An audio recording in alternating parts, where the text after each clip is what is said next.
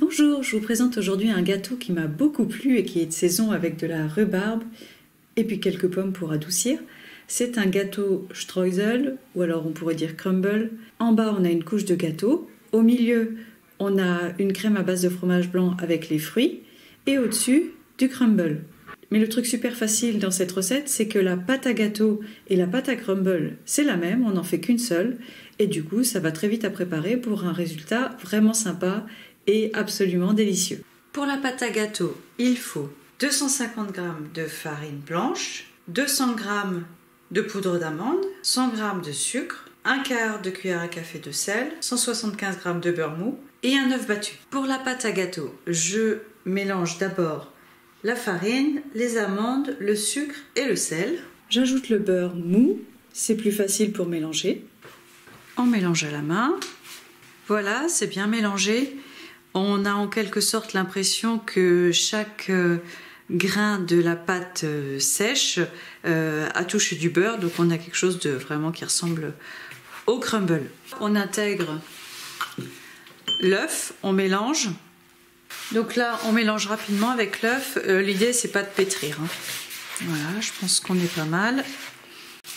Je prépare ce gâteau dans un moule à charnière carré. Il n'est plus tout à fait étanche, c'est pour ça que je le recouvre de papier sulfurisé.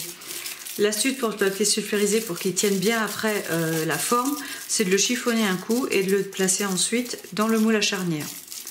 Je sépare maintenant la pâte en deux. La première moitié, je la dépose au fond du moule. La deuxième moitié servira pour le crumble. La moitié de la pâte, chez moi, ça fait 380 g. J'étale maintenant la pâte dans le plat, éventuellement avec une fourchette.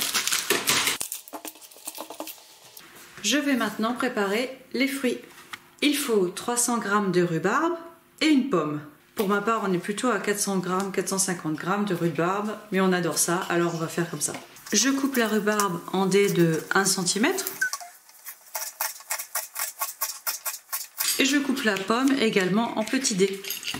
Je prépare la petite crème dans laquelle on va mettre les fruits et qu'on va poser sur la première partie du gâteau. Il faut 500 g de fromage blanc maigre, 50 g de sucre, un œuf en plus des fruits. Alors le petit souci, c'est que je viens de me rendre compte que mon fromage blanc, il a que 250 g. Donc je vais mettre que la moitié de sucre et pour compenser, je vais ajouter de la pâte à tartiner de haricots à la vanille. Vous voyez la recette qui apparaît dans le i en haut à droite.